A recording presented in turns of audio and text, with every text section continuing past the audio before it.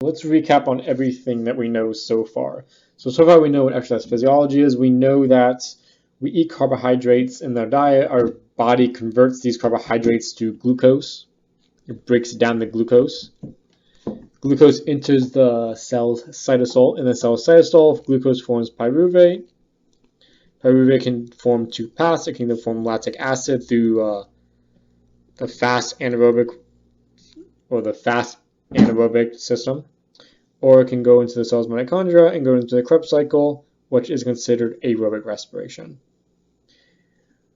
When it forms lactic acid, or this whole process, you get 2 ATP from it, you get 2 NADH, goes through this whole cycle, it goes through, say you're doing aerobic respiration, at the very end you form 38 ATP. You form 39 if you use blood glucose, because that's stored form of glucose, etc. So that's essentially everything we know so far. So now very quickly, we only went over so far what happens if you break down carbohydrates, which form glucose.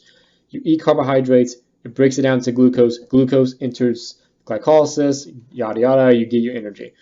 Now what happened? We completely ignore the other two macronutrients, which are fats and proteins.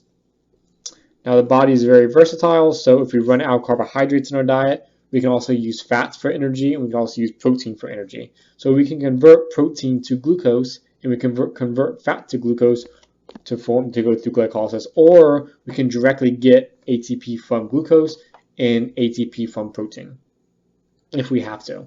So our body is very versatile, so we can use any of these things, carbohydrates, which are macronutrients, to get ATP.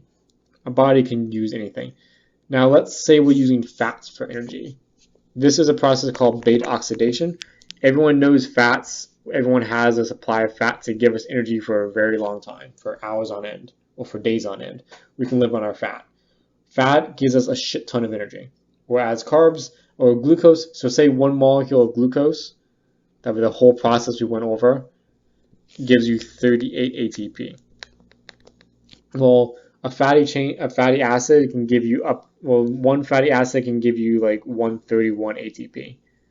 That's a typical fatty acid, or can give you a lot more ATP. So fats can give you a lot more energy than carbohydrates. But why do our bodies use mostly carbs for energy? The reason being because fats take a very long time to start to use that process. The whole process of beta oxidation takes up to around 15 minutes.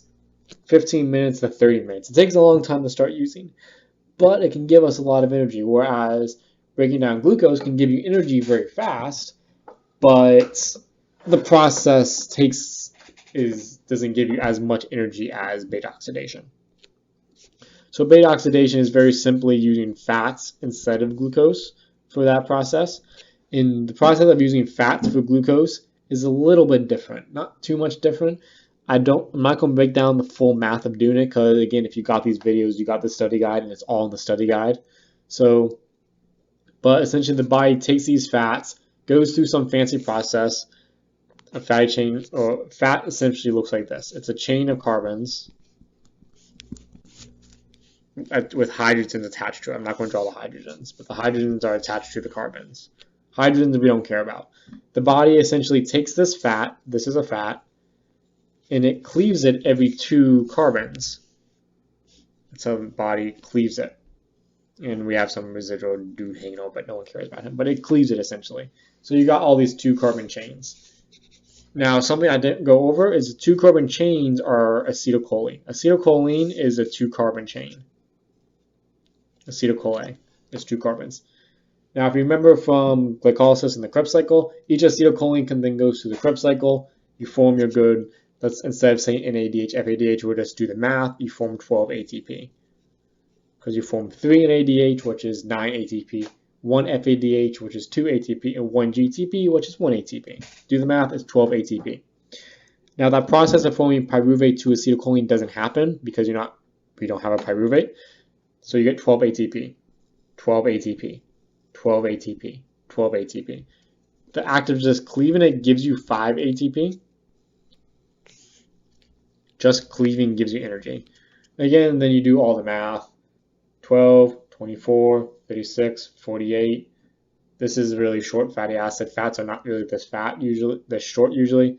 5, 10, 15, 20, whatever. You do the math, you have your full energy amount. So it gives you a lot more energy. So fats give you a lot of energy. So some critical ways to think about this is if you're doing a very slow duration activity, your body relies on fats.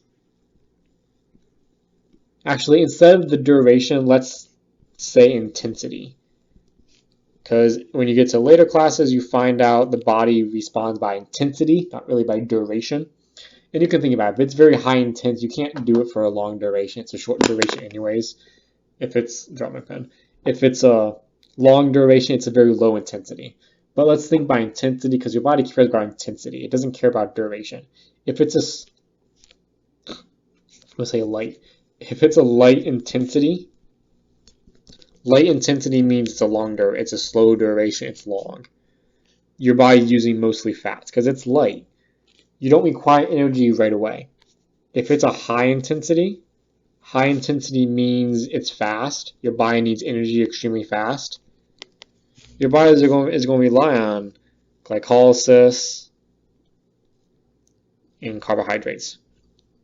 Just whenever you think of the word carbs now, think of fast, explosive energy. It gives you energy fast. It's high intensity.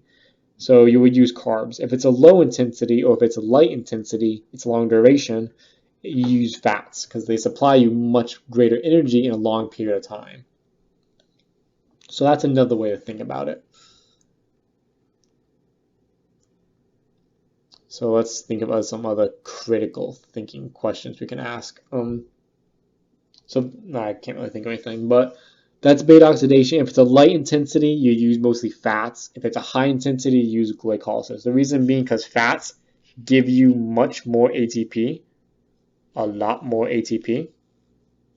So if the intensity is light, that means it's a long duration. You need a lot more ATP, so you use fats. But it takes a lot longer, which is good because if it's a light intensity, you don't need energy right away. Whereas if it's high intensity, you need energy faster, so thus you rely on glycolysis and carbs, which give you energy faster, but not as much ATP. So fats give you a lot of ATP compared to carbs.